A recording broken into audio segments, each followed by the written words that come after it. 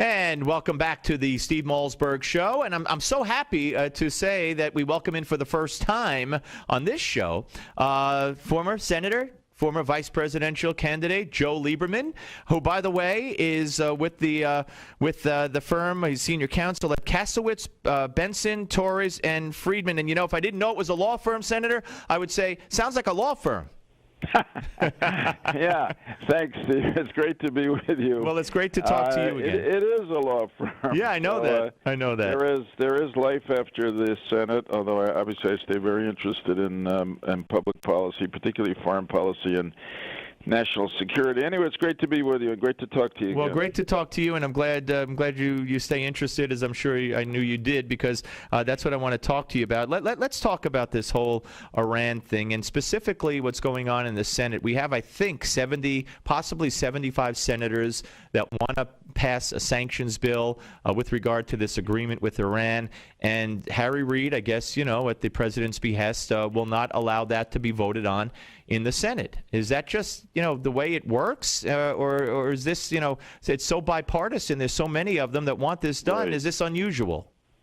People of both parties of goodwill get together, and foreign policy is one of them. Not always, but when it comes to Iran, I think the threat to the United States, to our allies in the Middle East, particularly Israel, is so clear that if Iran gets nuclear weapons, it changes the world for us, for our kids, for our grandkids, that people pull together across party lines. And that's the case in this new sanctions bill against Iran. It really, I don't get why the administration opposes this. And the fact that it hasn't come up yet in the Senate, I think, is not really Senator Reid himself, because he's had a long record on Iran, which would say he's sympathetic to this bill. I think the administration has been working so hard to stop it, and however, Senator Reid's going to have to bring it up, and when he does, it's going to pass. It'll go to the House. It'll pass the House, and I got to tell you that I don't think President Obama will veto it. I can't imagine he would veto it. He may let it go into effect.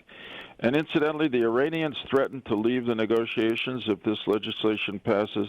I don't believe that either. I think they'll hang right in there, because so far the negotiations have worked to their benefit. Yeah. Do you trust them at all? Well, there's no reason to trust them. I mean, look, I'm just like anybody else. I hope that we could resolve the threat of the Iranian nuclear weapons program peacefully and through some diplomatic means. But their whole record has been to deceive in every way, and particularly on the nuclear weapons program. And look, the other thing is, you got to listen to what people say. And when they say "death to America," they don't. It's not just a hollow chant.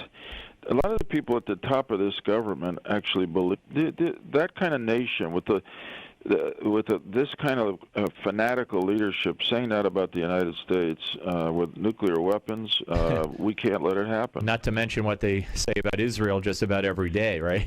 Well, every day, it's the big Satan, the little Satan, yeah. But they have been more explicit than anybody else about their intention to wipe Israel off the Absolutely. map. And again, it's not so long ago that people said about Jews and about others things that seem so crazy nobody believed them, but we all know what Hitler tried to do, and in too many ways accomplished with 6 million murdered. Yes, we do. We're talking to former Senator Joe Lieberman here on the Steve Malzberg Show. Let me ask you about the Benghazi report that came out last week, Senator, and that, of course, said that it could have been prevented, the attack on the embassy, and also held the State Department responsible for not providing the proper security. We know that while Ambassador Stevens turned down a certain type of security, right. he did send a letter to the State Department on more than one occasion seeking other kinds of security, and it was ignored.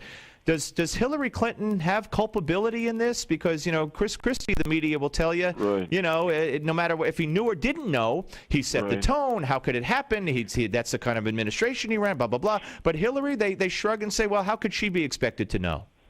Well, believe me, this is a question we're going to have asked, and Hillary's going to have to answer it over the next couple of years. I mean, Senate, at the end of 2012, after the attacks on Benghazi occurred on September 11th, 2012. We conducted an investigation. We actually issued it, I think, on the last day of the year. And interestingly, our conclusions were very close to what the Senate Intelligence Committee's investigation reported last week, which we called our report flashing red, because looking back, you look at the intelligence reports about the terrorist extremist gathering in Benghazi, you see that there's a consulate there with very little protection.